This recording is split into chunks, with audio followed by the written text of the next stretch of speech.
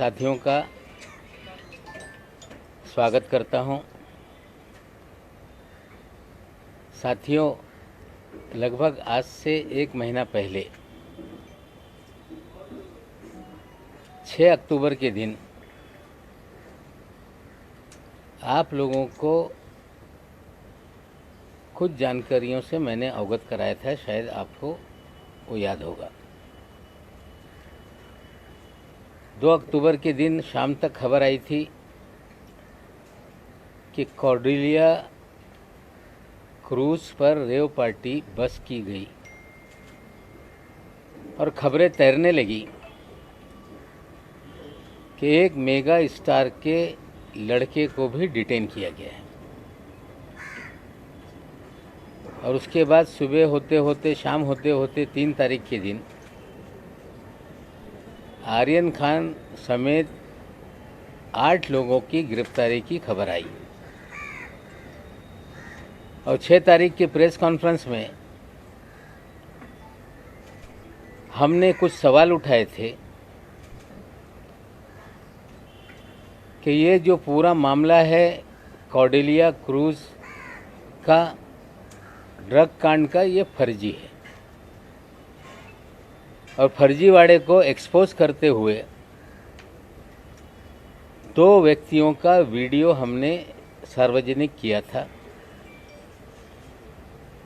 एक व्यक्ति था केपी गोसावी,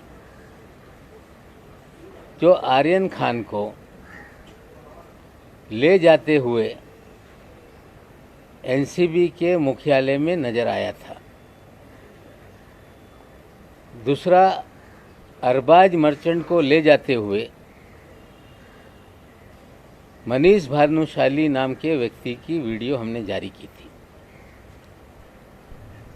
और उससे पहले भी वो 2 व्यक्ति एनसीबी के मुख्यालय में जा रहे हैं, ये 6 तारीख के दिन हमने ये सारे सवाल खड़े किए थे। हमने सवाल पूछा था, ये कौन 2 व्यक्ति हैं जो हाई प्रोफाइल अक्यूज को घसीटते हुए एनसीबी के मुख्यालय में ले जा रहे हैं।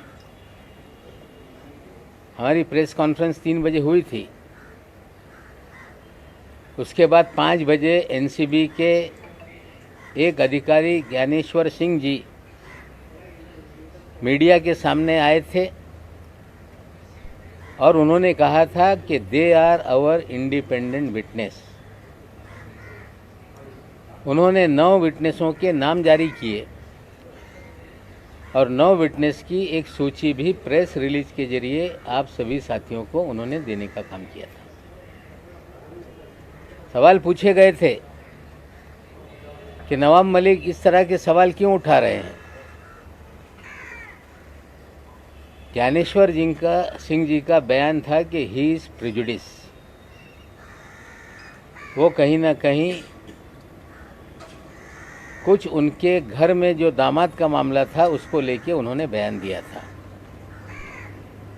आप सभी लोगों को याद है कि ये प्रेस कॉन्फ्रेंस में आप सभी लोगों ने दामाद वाला सवाल भी मुझसे पूछा था और उस समय मैंने कहा था कि जमानत हो गई है, लेकिन उसका आदेश हमें प्राप्त नहीं हुआ है। उसकी सफाई में फिर मुझसे सवाल पूछे गए। मैंने कहा था कि जिस दिन 13 जनवरी को गिरफ्तारी हुई, 14 जनवरी को मैंने साफ कर दिया था, मैंने ट्वीट करके, जिसको आप सभी लोगों ने कवर किया था, कि कानून से बड़ा कोई नहीं, कानून अपना काम करेगा और देश की न्यायपालिका पे मेरा पूरा विश्वास है। फिर हमने 9 तारीख के दिन और एक प्रेस कॉन्फ्रेंस की। एक वीडियो आपके सामने हमने रखा जिसमें जोनल डायरेक्टर श्री वानखेड़े ये बयान दे रहे थे कि हमने 8 to 10 पीपल को डिटेन किया है। उसी रात का 2 तारीख की रात का था। मैंने सवाल पूछा था कि एक बड़ा अधिकारी कंफर्म क्यों नहीं बता पा रहा था कि 8 लोग थे, के 10 लोग और 8 लोगों के ऊपर एफआईआर करके गिरफ्तारी की बात तब तक हो चुकी थी। हमने फिर एक वीडियो रिलीज़ किया उसी दिन कि 8 लोग नहीं 11 लोग थे। उन 11 लोगों में एक ऋषभ सचदेवा नाम का लड़के का हमने वीडियो दिखाया, हमने प्रतीक गाभा का वीडियो दिखाया,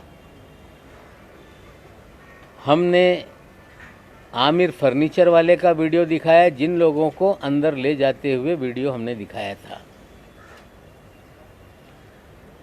और फिर एक वीडियो हमने फिर दिखाया जिसमें ऋषभ सचदेवा के पिताजी, उनके चाचा जी, इन 3 लोगों को लेकर निकलते हुए नजर आए और हमने सवाल उठाया कि ये 3 लोगों को क्यों छोड़ा गया। और हमने सीधे कहा कि ये भारतीय जनता पार्टी के पूर्व जो युवा मोर्चा के अध्यक्ष थे मोहित कंबोज जी, जिन्होंने नाम बदल के मोहित भारती कर लिया है, ये उनके साले हैं और इनके बोलने पे ही उनको छोड़ा गया। फिर तुरंत प्रेस कॉन्फ्रेंस हो गई। श्री वानखेड़े ने कहा कि वो 11 लोग नहीं 14 लोग डिटेन किए गए थे। फिर लोगों को गुमराह करने का खेल वानखेड़े ने शुरू किया। हमने पूछा कि वो और कौन 3 लोग थे, नाम बताओ, लेकिन नाम नहीं बताया गया। फिर कह रहा हूं कि वो 3 लोगों के छोड़ने में ही सबसे बड़ा खेल है।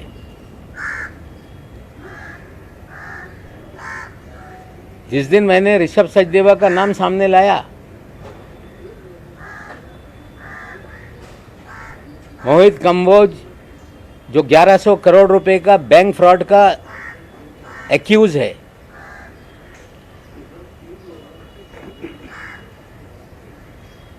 जो देश में भारतीय जनता पार्टी की सरकार बनने से पहले कांग्रेस के नेताओं के पीछे दुम की तरह घूमता रहता था, एक नेता जो मुंबई में कांग्रेस के अध्यक्ष थे, अभी वो भारतीय जनता पार्टी में है, उनका पिछलग्गू था। दिल्ली से लोग आते थे, जो नेतागण उनके पीछे पीछे घूमने का काम करता था। 1100 करोड़ रुपए का बैंक घोटाला करने वाला ये व्यक्ति जैसे ही देश में सरकार बदली, ये भारतीय जनता पार्टी में शामिल हो गया। पैसे के बल पे दीन-दोषी विधानसभा से भारतीय जनता पार्टी का प्रत्याशी बन गया। चुनाव हारने के बाद उसे भारतीय जनता युवा मोर्चा का अध्यक्ष बनाया गया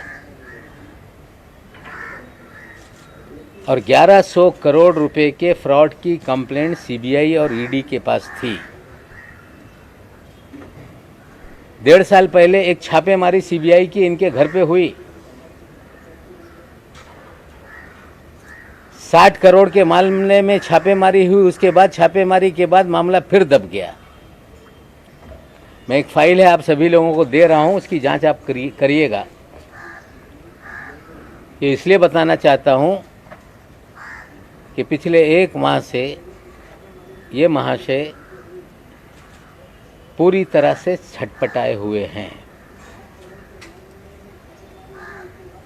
कोर्ट की प्रोसीडिंग में बार बार ये बात आई कि आर्यन खान को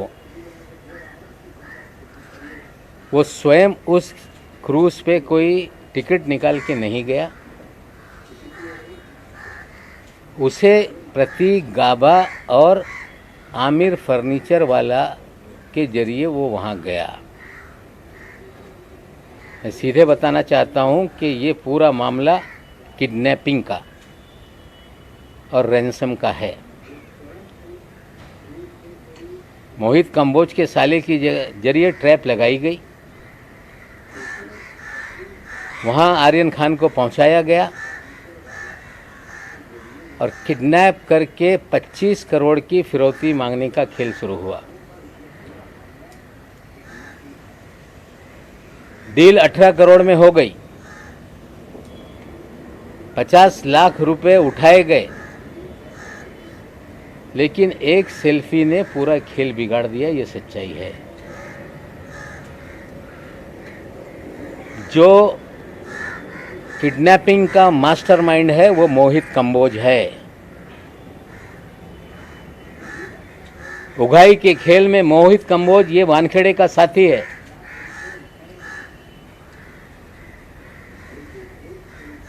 मोहित कंबोज के और वानखेड़े के अच्छे रिश्ते हैं। मोहित कंबोज इस शहर में 12 होटल चलाता है। मोहित कंबोज अपने होटल चलाने के लिए बगल के होटलों पे वानखेड़े के जरिए कुणाल जानी नाम का एक होटेलियर है जो बास्किन नाम का होटल चलाता है। उसके बगल में ओपा नाम का एक होटल कंबोज ने खोला। और बास्किन जो पूरे शहर के क्रीम लोगों के लिए एक इटरी है, उसके मालिक के ऊपर फर्जी मामला बना दिया ताकि बास्किन बंद हो जाए। हमने कहा था कि कंबोज के और वानखेड़े के रिश्ते हैं। जल्दी इनकी मीटिंग की वीडियो रिलीज करेंगे। नसीब इनका अच्छा है कि एक कब्रिस्तान को लेके वानखेड़े साहब बोल रहे थे कि कोई मेरा पीछा कर रहा है। मेरी प्रेस कॉन्फ्रेंस जब 6 तारीख के दिन हुई, 7 तारीख के दिन कंबोज और वानखेड़े ओशीवीरा कब्रिस्तान के बाहर मिले। हाँ, हम लोग ढूंढ रहे थे कहीं सीसी फुटेज हमारे हाथ लग जाए। वहाँ के रहिवासियों ने मुझे जानकारी दी थी कि एक गाड़ी आई थी जिसमें कुछ बॉडीगार्ड थे। एक दाढ़ी वाला व्यक्ति था, उनसे मिला था। इनका नसीब अच्छा है कि वो पुलिस का सीसीटीवी बंद था, हमें वो मीटिंग का सीसीटीवी नहीं मिल पाया। और वानखेड़े साहब घबराहट में ये कंप्लेंट दर्ज कराने चले गए कि कोई मुझे पीछा कर रहा है। जो प्राइवेट आर्मी है उसका कंपोज भी एक प्लेयर है। श्री वानखेड़े इस शहर के अंदर उनका एक ही खेल है कि ड्रग का धंधा धड़ल्ले से चलता रहे। ड्रग माफियाओं को संरक्षण दिया जाए, उनसे उगाही की जाए। और कौन लोग कंज्यूम करने वाले लोग हैं, जो नशे के लत के आदी हैं, बड़े घर के लोग, फिल्म जगत के लोग, उनकी जानकारी हासिल की जाए, उन्हें डराया जाए और हजारों करोड़ की उगाही की जाए। ये खेल वानखेड़े इस शहर में खेल रहे हैं। 18 करोड़ का मामला इस्टेब्लिश हो गया है। प्रभाकर साइल, जिसने आकर पुलिस के सामने एफिडेविट देकर अपना बयान दर्ज कराया, आप साथियों ने दिखाया। और मुझ पे आरोप बार बार 2 प्लेयर को वानखेड़े आगे कर रहा है। एक का नाम है सैनियल डिसोजा, जिसके बारे में कुछ चीज़ें बाद में मैं दिखाऊंगा। कवरअप करने के लिए सैम डिसोजा आगे आ रहा है। और कंबोज जी ने कल प्रेस कॉन्फ्रेंस करके हमने कहा था, दिल्लीला में छुपे हैं कुछ राज। उन्होंने लगा कि एक दिन बाद ये सारी चीज़ें नवाब मलिक बोलने वाला है तो कल हम ही बता देते। हाँ, अच्छा किया आपने बता दिया। प्राइवेट आर्मी की प्रेस कॉन्फ्रेंस कल हो गई। सैम डिसोजा का वीडियो चलाया गया।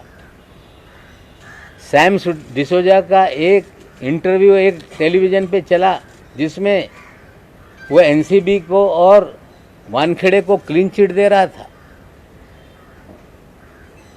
और कल श्री कंबोज ने कहा कि जो प्रभाकर साइल है, ये नवाब मलिक के जरिए ये झूठे एविडेंस तैयार कराया जा रहा है। साथियों, प्रभाकर साइल ने जो बयान दिए आप लोगों ने देखे। वो गवाहों के लिस्ट का एक गवाह है, उसने अपनी कहानी सब चीज़ें आपको बताई है। मुझ पे आरोप लगाया जा रहा है कि मैंने उसे पढ़ाकर ये सारे बयान दिलवाए। बहुत इसके अंदर एक अच्छी जानकारी मैं आपको देना चाहता हूँ। शायद 24 तारीख के दिन साहिल का वीडियो और कुछ इंटरव्यू मीडिया के सामने आया, जिसमें 25 करोड़ मांगे जाएं, 18 करोड़ की डील हुई, 50 लाख कैसे उठा, किस गाड़ी में, सारी जानकारी उसी ने दी है। और वानखेड़े साहब और उनकी प्राइवेट आर्मी ये कह रही कि नवाब मलिक का प्लांटेड ये खेल है। मैं आप सभी लोगों को जानकारी देना चाहता हूं कि 22 तारीख के दिन मुझे एक रिपब्लिकन पार्टी के गुट के नेता हैं जो पूर्व नगर सेवक रह चुके हैं, जिनका नाम है मनोज संसारे।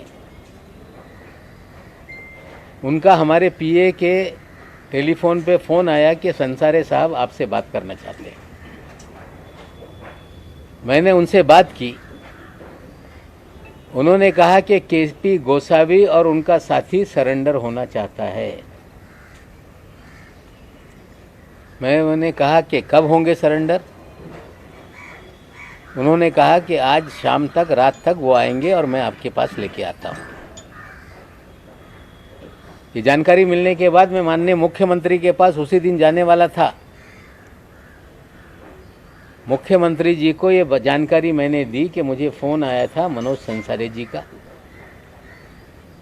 और संसारे साहब ने कहा कि केपी गोसावी और उनका साथी सरेंडर होना चाहता है। हमें लग रहा था कि केपी गोसावी और मनीष भानुशाली ये सरेंडर होना चाहते हैं, क्योंकि ये दो चेहरे हमने एक्सपोज किए थे। मुख्यमंत्री जी ने कहा कि मैं जा रहा हूँ मीटिंग में, मैं डीजीपी पांडे साहब को बोलता हूँ कि आपसे बात कर लें। मुख्यमंत्री निवास पे पांडे साहब आए। मैंने उन्हें ये सारी जानकारी दी और पांडे साहब ने कहा कि पूना में वो फरार है, पालघर में वो फरार है, तो पालघर की टीम बुला देते हैं और रात में आएगा तो उनको हम अरेस्ट कर लेंगे। पालघर के एसपी साहब मुंबई में बीकेसी के जो साइबर सेल है वहाँ पे टीम लेकर आ गए थे। रात में मुझे फ़ोन आया कि आपने कहा था कि केपी गोसावी और उनका साथी सरेंडर होना चाहता है, टीम है, कहाँ है आप बताइए। मैंने कहा कि मैं 5 मिनट बाद आपको जानकारी देता हूँ। मैंने मनोज संसारे जी को फ़ोन लगाया। संसारे जी ने कहा कि उनका फ़ोन बंद आ रहा है, वो नहीं कहाँ है पता नहीं चल रहा है। अब सुबह देखते हैं वो लोग आते हैं कि नहीं। मैंने पांडे जी को कह दिया कि शायद रात में वो लोग नहीं आएंगे, कल सुबह तक इंतज़ार कर लीजिए, अगर आ गए तो मैं उनको आपके सामने हाजिर करा दूँगा। सुबह मैं संसारे साहब को फ़ोन लगाया, कोई मुझसे संपर्क नहीं हो पाया और मैंने कोई डीजीपी साहब से बात नहीं की। लेकिन उसी दिन 23 तारीख के दिन दोपहर में 12 बजे इसी मेरे कार्यालय में मनोज संसारे साहब 3 लोगों के साथ आ गए। आकर बैठे। मैंने पूछा कि कहाँ है केपी गोसावी? उन्होंने कहा कि यही तो केपी गोसावी का साथी है। मैंने बोला ये महेश भानुशाली तो नहीं? बोले ये केपी गोसावी का साथी है। सुनो ये क्या बोलना चाहता है। 2-3 बार चीज़ें उसने मुझे बताई और जब वो बता रहा था उसके एक साथी के फ़ोन पर लगातार फ़ोन बज रहा था। मैंने कहा उठा लो। बोले ये पूना पुलिस के क्राइम ब्रांच से हमें फ़ोन आ रहा है, लगातार हमें ये चेस कर रहे हैं। मैंने बोला क्यों चेस कर रहे हैं? बोले हम जब शोलापुर से निकले हमें पूना में रात में डिटेन किया गया क्राइम ब्रांच के जरिए और हमें सारी स्टेटमेंट हमारी रिकॉर्ड की गई और जो प्रभाकर का चिप था वो फ़ोन बंद कराया गया और हमें छोड़ा गया कि आप जहाँ जा रहे हो जाओ। मैंने कहा कि फ़ोन उठाओ। फ़ोन उठाने के बाद मैंने पूछा क्यों चेस कर रहे हो? बोले इनकी जान को शायद खतरा है, ये बोल रहे थे। ये मनोज संसारे तक या आप तक पहुँचे कि नहीं, हम इतना ही इनको मॉनिटर कर रहे थे। और उसके बाद प्रभाकर आया हमारे सामने, मैंने मनोज संसारे से कहा कि इनका एक एफिडेविट बना लो, जो ये बोल रहे हैं इनका वीडियो रिकॉर्ड कर लो और मीडिया को दे दो और पुलिस स्टेशन में जाके कंप्लेंट लिखा दो। शायद वानखेड़े को ये पता नहीं कि आरोप लगा रहे हो, लेकिन नवाब मलिक ने कोई तोते को, जिस तरह आप कंबोज को पढ़ा रहे हो, जिस तरह आप सैम को पढ़ा रहे हो, नवाब मलिक ने कोई पढ़ाने का काम नहीं किया। मैंने ये कहा था कि लीला में छुपे हैं कुछ राज। मेरे पास पगारे साहब भी आए थे 4 दिन पहले, 5 दिन। उन्होंने अपनी सारी कहानी सुनाई थी। विजय पगारे नाम का व्यक्ति है जो चैनलों पे चल रहा है। लीला होटल की सारी कहानी बताई, कैसे पूरे लोग, मनीष भानुशाली, धवल भानुशाली, श्याम डिसोजा, किस तरह से वहाँ पे रंग रलियाँ मनाते थे, किस तरह से चीज़ें चलती थी। वानखेड़े साहब को लगा कि ये कल बात होने वाली है, तो चलो कंबोज के जरिए लीला का राज खोल देते हैं।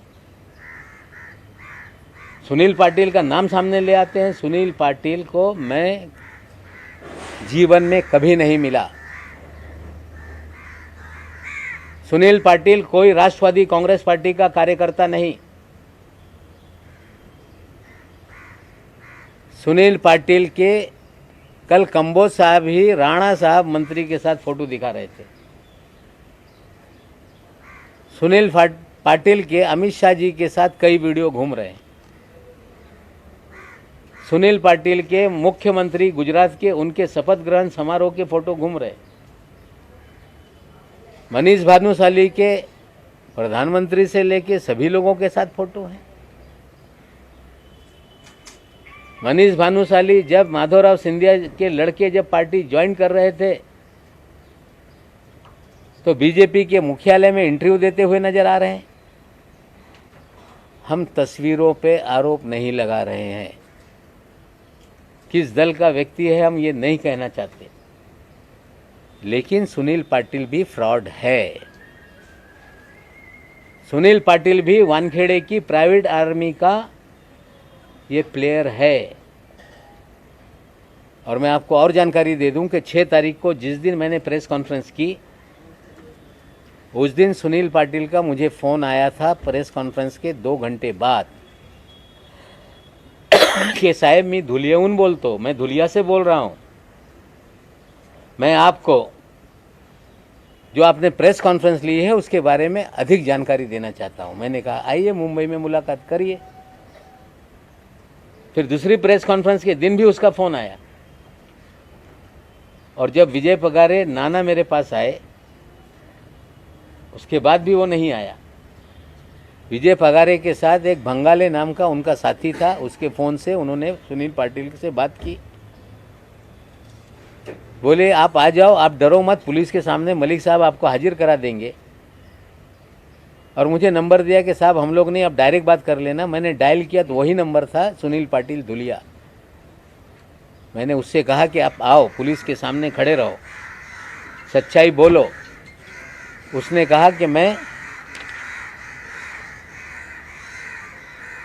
उसने बोला कि मैं गुजरात में हूँ, मुझे रुका के रखा है और मैं किसी भी तरह से आऊँगा। कल आने वाला था, अभी तक आया नहीं। मैंने लीला नाम लिया है, दी ललित होटल है वो। और आपको जानकारी दे दूं कि सैम डिसोजा कौन है, इसकी भी थोड़ी सी जानकारी आप ले लें। आज मैंने ट्विटर पे बताया है कि ये सैम डिसोजा नहीं, ये सैनियल डिसोजा है, सैनविल डिसोजा। एक केस हुआ था, वीड बेकरी केस, जिसमें सचिन टोपे नाम के एक मियाँ बीबी को गिरफ्तार किया गया। उसमें 5 एक्यूज हैं, जिसमें 4 गिरफ्तारी हो गई। पांचवा एक्यूज है सैम डिसोजा। सैम डिसोजा के गूगल पे से सचिन टोपे की बीवी को पेमेंट हुए सारे लिंक हैं। 23 जून के दिन सैम डिसूजा को एक नोटिस दी जाती है कि आप आके कार्यालय में एनसीबी में मिलो। उसके बाद एक हमने टेलीफोनिक कन्वर्सेशन भी आपको दिखाया है जो ट्विटर पे हमने डाला है। ये दोनों चीज़ें ज़रा दिखा दो। सैम डिसूजा कौन है, पहला फोटो उसका, यह है सैम डिसूजा, असली नाम है सैमुअल डिसूजा। जो नोटिस है उसकी भी कॉपी दिखा दो। 23 जून के दिन नोटिस दिया गया कि आप एनसीबी के ऑफिस में आइए, सम्मन। 23 जून से लेके आज तक सैम डिसूजा की गिरफ्तारी क्यों नहीं है? क्योंकि सैम डिसूजा की एक कन्वर्जेशन है श्री वीवी सिंह जो अफसर हैं वो भी जरा सुन लीजिए, वो बात कर रहा है।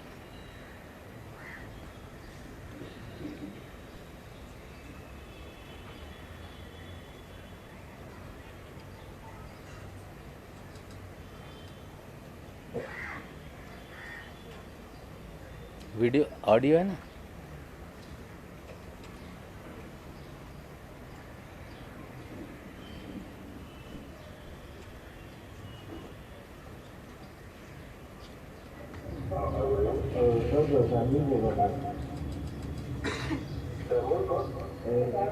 आपको नोटिस दिए थे ना घर पे?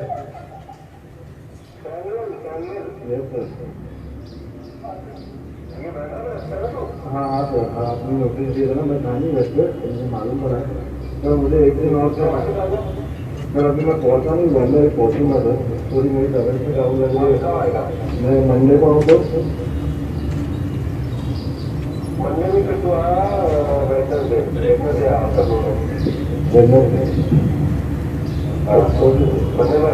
ओके सर, मैं करूँ बने से आएगा।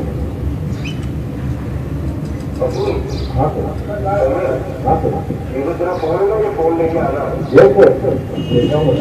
हाँ मेरे को किसी मेरे पास एम आई नंबर है तेरा, ऐसे का केस से मैं ना पूछ सकता। हाँ सर, मैं नहीं बता रहा हूँ, वो ऑलरेडी तेरे को फोन कर रहा हूँ। यस सर, मैं ऐसा भी काम करूँगा सर। हाँ ठीक है, आज आप कल तक आएगा। यस सर, 5 महीने इसकी गिरफ्तारी नहीं हुई है, लेकिन ये क्लीन चिट एनसीबी को दे रहा है अपने वीडियो में। ये 2 मीडिया पर्सन की बात कर रहा है, ये हवाला की बात कर रहा है, ये भी सुन लो। आपने एनसीबी के साथ इससे पहले काम किया, पर काम मैंने एनसीबी का डायरेक्ट काम नहीं किया है, और मैंने एक मीडिया चैनल है उनके थ्रू काम किया, उनके थ्रू लीड का काम, मतलब मेरे को हवाला वाला सुना दो। 38 लाख मेरे को पुलिस पार्टी का फोन आया, बोले मेरे को पैसा जाके ले लो आर क्रांति, हाँ आर क्रांति से ले लो, बिकॉज आई को मेरा आर क्रांति हवाला, आर क्रांति हवाला। ये जो 2 मीडिया के लोगों के साथ ये काम करता है, एक है आरकेबी राजीव बजाज और दूसरा उनका साथी है जिसका नाम है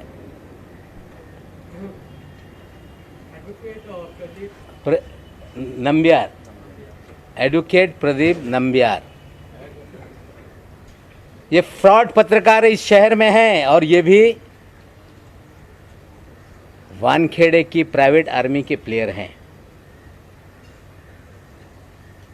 एक नंबियार साहब का जो सैम के साथ चैट है दिखाइए, जिसमें वो हाथ जोड़ रहा है।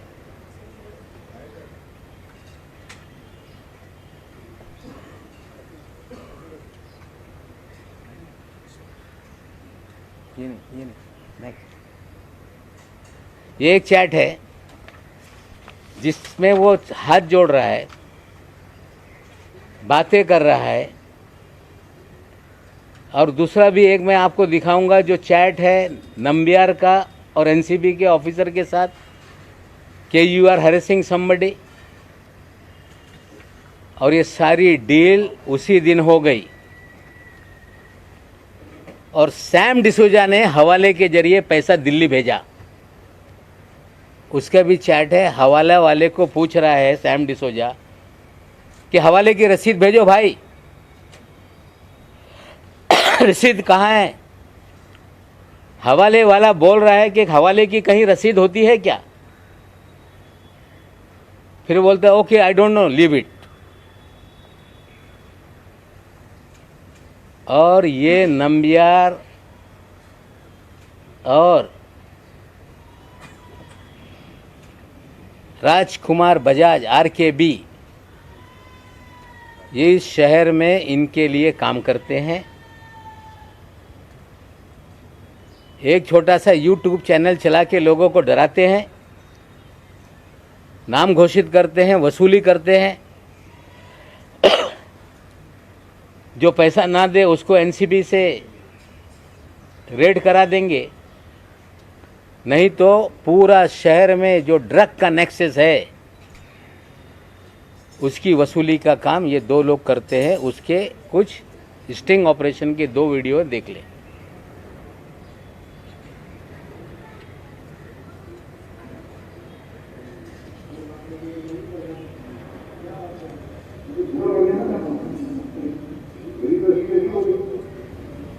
बजाज साहब हैं नंबियार के ऑफिस में।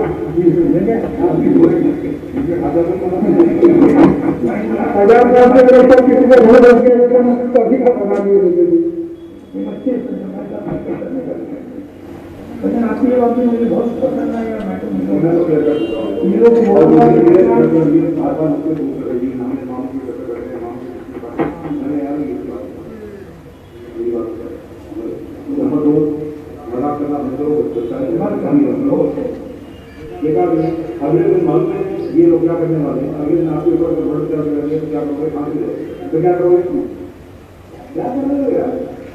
ये चीजें सुन लो, ये इनके सारे किसी के खरीदों में नहीं रहा आपको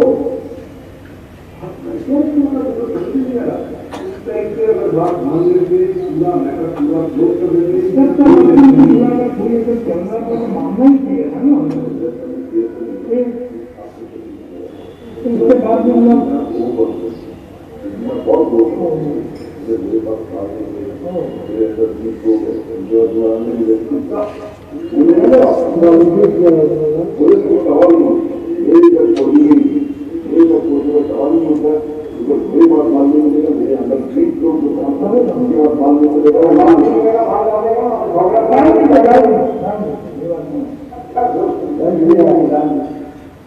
वही ऐसा हो जाए घेरा हो जाए गाड़ी में और माल क्या करोगे?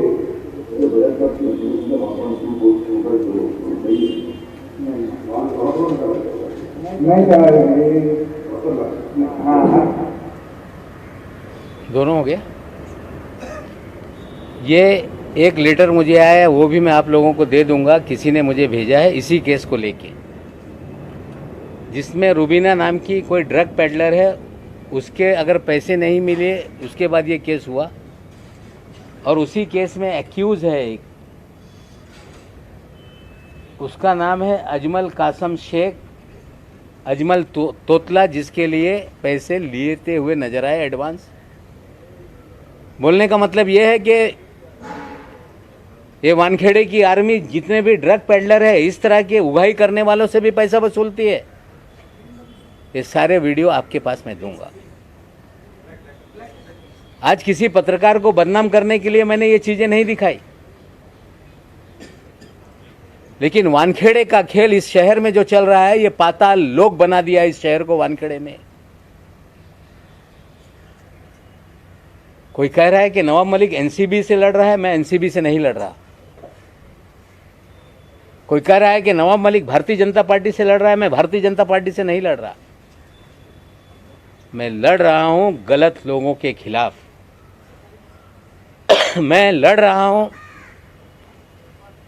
कि जो इस शहर में ड्रग के नाम पर हजारों करोड़ की वसूली हो रही है, बेगुनाह लोगों को फंसाया जा रहा है, ड्रग पेडलर धड़ल्ले से धंधा कर रहे हैं, नशे का कारोबार चल रहा है। जो नशा करने वाले हैं उन्हें बड़े लोगों को टारगेट करके डरा के वसूली की जा रही है। पिछले 1 महीने से 2 दिन ज़्यादा हो गए, अभी तक पूरे देश में ये खबर नीचे नहीं आ रही है। मैं एनसीबी के भी डीजी साहब से बोलना चाहता हूँ कि आपने 2 तारीख के दिन 3 तारीख के दिन एक बयान दिया था कि भारत के इतिहास में पहली बार मिड सी में ऑपरेशन हुआ। आपको भी गुमराह किया गया, कोई मिड सी में ऑपरेशन नहीं हुआ। 13 लोगों को चिन्हित करके पकड़ा गया, फर्जीवाड़ा किया गया, पब्लिसिटी करके लोगों को डराने का खेल किया गया। आर्यन खान की किडनैपिंग हुई, रैंसम मांगी गई और एक सेल्फी वायरल होने से पूरा खेल बिगड़ गया। मैं बीजेपी के लोगों को भी कहना चाहता हूं कि मैं कोई पॉलिटिकल लड़ाई नहीं लड़ रहा। हम चाहते हैं कि ड्रग पूरी तरह से समाप्त हो, पीने वालों को नशा मुक्ति केंद्र में भेजा जाए। जो छोटे धंधे वाले हैं उन्हें पकड़ के उसी मुकदमे में बंद किया जाए, बड़ी मछलियों को पकड़ा जाए, सोर्स को पकड़ा जाए, पूरी तरह से देश में नशा मुक्ति हो। लेकिन इस तरह के फ्रॉड लोगों को शील्ड करने के लिए आगे मत आइए। कंबोज फ्रॉड है, कह रहा है कि 1.5 साल से मैं पार्टी में नहीं, उसे शील्ड मत कीजिए। पाटिल जो है वो किसी दल में नहीं, उसे शील्ड मत कीजिए। मनीष भानुशाली आपके नेताओं के साथ घूमता है, उसे भगाइए, उसे शील्ड मत कीजिए। धवल भानुशाली घूम रहा है, उसे शील्ड मत कीजिए। ऐसे फ्रॉड लोग राजनीतिक दलों के आड़ में छुप के अपना मकसद साधने का काम करते हैं। हम राजनीतिक दल से नहीं लड़ रहे और ऐसे अधिकारियों को शील्ड मत कीजिए जिसका पूरा इतिहास दागी है, जो हजारों करोड़ की उगाही कर रहा है। खबर आई है कि 6 मामले से वानखेड़े को अलग किया गया और उसमें यह खबर आई कि उसमें आर्यन खान और समीर खान का भी केस है। मैं अधिकारियों से पूछना चाहता हूं कि जिस केस में चार्जशीट फाइल हो गई, वो केस की जांच संजय सिंह क्या करने वाले हैं? या तो 2 चीज है, मैं उनकी मंशा पे सवाल नहीं उठाता। 2 चीज है, या तो आप सही मानों में जांच करके जो बोगस केस है उसमें डी समरी फाइल करके लोगों को निर्दोष मुक्त कराएंगे। अगर ऐसा है तो जो 26 केस की मैं बात कर रहा हूं, वो सारी चीज़ों की जांच करें। और कहीं ये समझ में आ रहा होगा कि नवाब मलिक को डराने के लिए कि फिर ये जांच शुरू हो गई, तो हम डरने वाले में से नहीं हैं। जान हथेली पे लेकर जान, माल, परिवार सबको जोखिम में डालकर ये लड़ाई मैंने छेड़ी है। अगर कोई समझ रहा होगा कि डर के ये सिलसिला बंद हो जाएगा, ये बंद नहीं होगा। लॉजिकल एंड तक ये मामला जाएगा। साथियों, आपको बताना चाहता हूँ, इतिहास में पहली बार वानखेड़े तो यही कहता है कि नवाब मलिक के दामाद की जमानत रद्द करेंगे, हाई कोर्ट में जा रहे हैं। और पहली बार हमने देखा है कि जो फॉरेंसिक लैब गुजरात की है, जहां से रिपोर्ट आई, उस रिपोर्ट को रीचेकिंग के लिए एप्लीकेशन एनडीपीएस कोर्ट में डाला गया।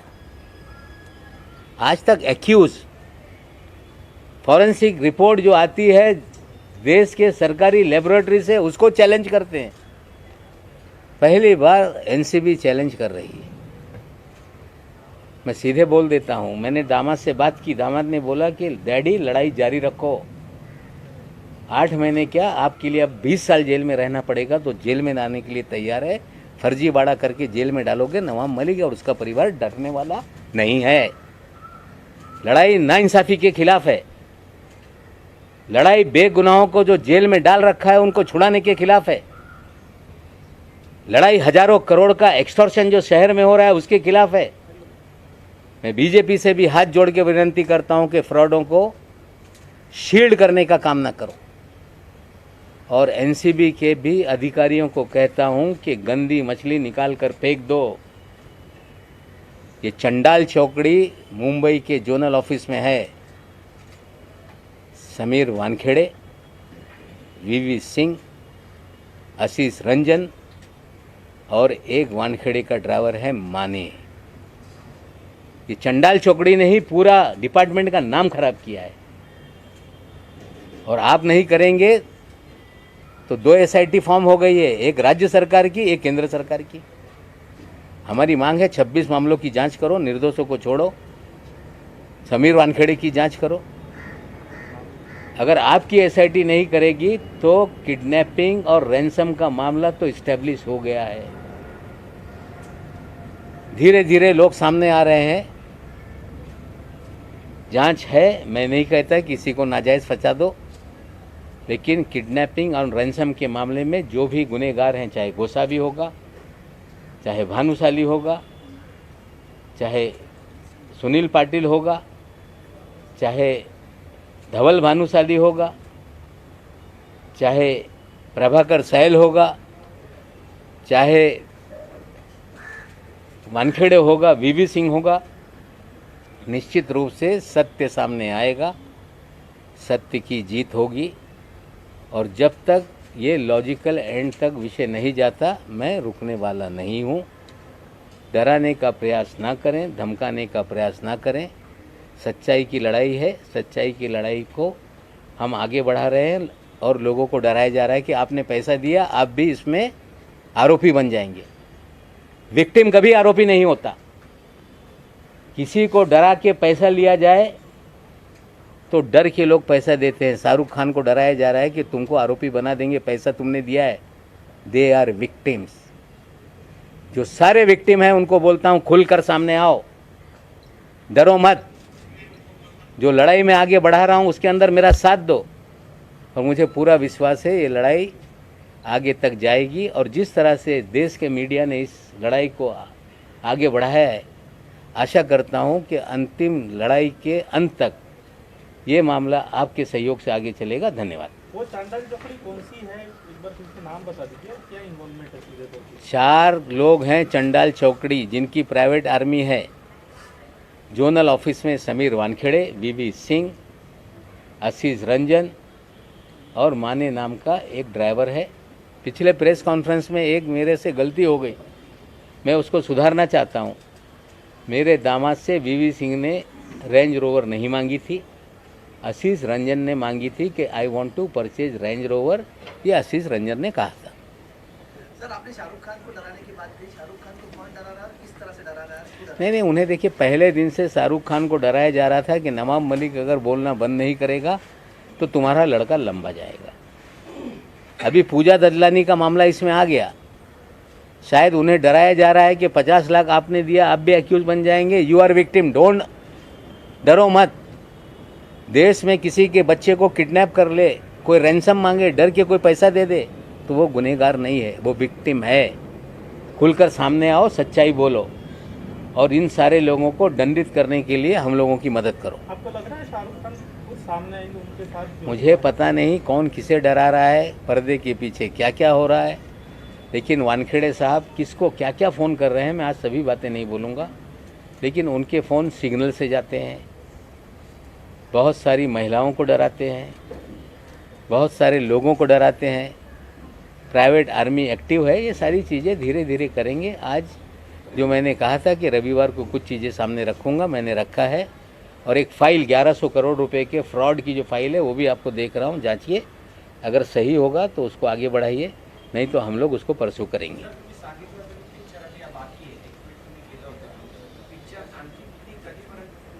हे बघा, हे मेरा नाम जोकर 2 इंटरवलची पिक्चर नाही आहे, संगम 2 इंटरवलची पिक्चर नाही आहे।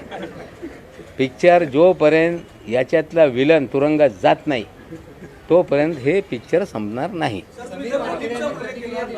उल्लेख केला होता की ललितमध्ये खूप काही राज लपलेले आहेत म्हणून तुम्ही सांगताना अगदी शॉर्टकट सांगितलं, ललितमध्ये काय राज आहे? ललितमध्ये 7 महिने रूम बुक होते सुनील पाटील यांच्या नावाने। तिकडे हे सगळी प्रायव्हेट आर्मी जात होती, तिकडे बरेचसे काही घाणेरडा हा विषय आहे, ते मी त्याच्यात पडत नाही। म्हणजे त्या प्रायव्हेट आर्मी तिथून ऑपरेट करत होती, हे मी आज बोलणार आहे। त्यासाठी वानखेडे साहेबांचे प्रवक्त्यांनी कालच तो सांगितलेला आहे की तिथे शबाब होता, कबाब होता आणि तिथे नवाब न होता, तुमचीच लोकं होती। माझा कधी त्यांच्याशी घेणं देणं नाही।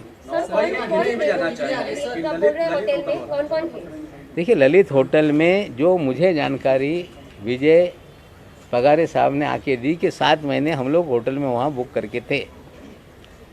वहाँ पे विलास भानुशाली, मनीष भानुशाली, धवल भानुशाली, श्याम डिसोजा और बहुत सारे लोग आते थे। वहाँ पे लड़कियाँ भी आती थी, वहाँ ड्रग भी पिया जाता था, वहाँ पैसे भी आते जाते थे। ये सारी जानकारी मुझे विजय पगारे साहब ने दी थी, जो मैं बताने वाला था, लेकिन कल हड़बड़ाहट में वानखेड़े साहब के प्रवक्ता ने चीज़ें दे दी। उन्होंने कुछ व्हाट्सएप के स्क्रीनशॉट दिए जो सैम डिसोजा और सुनील पाटिल के बीच के थे।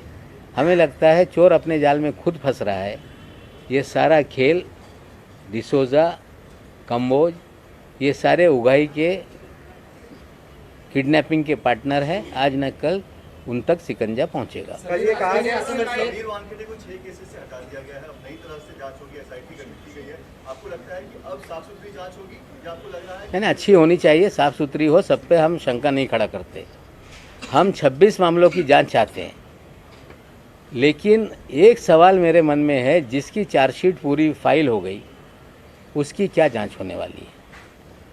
अगर साफ सुथरी जांच होगी तो क्या डी समरी सारे केसेस को करेंगे, या स्पेसिफिक आर्यन खान और समीर खान का मामला एसआईटी को दे दिया गया तो 2 उसमें से वो होता है, मतलब निकलते हैं। एक तो साफ सुथरी जांच करके लोगों को क्लीन चिट देंगे, या समीर खान का भी नाम उसमें छोड़ दो ताकि नवाब मलिक डर जाएगा। अगर उनको डराने का कोई खेल है तो नवाब मलिक डरेगा नहीं, ये लोग समझ लें। समीर तुमचे सगळे आरोप हास्यास्पद आहेत। समीर वानखेडेंनी आता प्रतिक्रिया दिली आहे की तुमचे सगळे आरोप जे केलेले आहेत ते सगळे हास्यास्पद आहेत। आता इतके मी सगळं सांगतो, सत्यमेव जे ते आता सांगत नाही। त्यांना हसवा येत असेल पण पुढे ते रडणारच आहे। हो, आणखीन एक आहे क्रूजच्या बाबतीत। या क्रूजमध्ये जे केस बनवण्यात आली त्याच्यात क्रेव, ते वीडियो दाखवा। एक पेपर रोल को भी उसमें सीज किया गया है केस के अंदर, पेपर रोल। नमस्क्रे, ये नमस्क्रे फैशन टीवी का स्पॉन्सर का ब्रांड है। ये पेपर रोल में ड्रग पिया जाता है, इस तरह से कहा जाता है। अगर ये केस में ये सैंपल, ये स्टॉक सीज किया गया तो इसके मालिक को क्यों नहीं पकड़ा गया? इसके मालिक का नाम है काशिफ खान, असली नाम है कासिफ मलिक खान। देश के कई पुलिस थानों में इस पे मुकदमे दर्ज हैं। ये दिल्ली कोर्ट से भगोड़ा घोषित है कासिफ खान। ये समीर वानखेड़े का साथी है, गोवा में बड़ी संपत्ति बना रहा है, अपने आप को फैशन टीवी का इंडिया हेड कहता है। उस दिन ये पार्टी में नाच रहा था। सवाल ये है कि इसे गिरफ्तार क्यों नहीं किया गया। और ये व्यक्ति हमारे मुंबई के पालक मंत्री असलम शेख को भी बहुत फोर्स कर रहा था कि पार्टी में आओ। ये व्यक्ति बड़े बड़े नेता जो हमारे मंत्रिमंडल में हैं उनके बच्चों को प्लान करके वहां ले जाना चाह रहा था।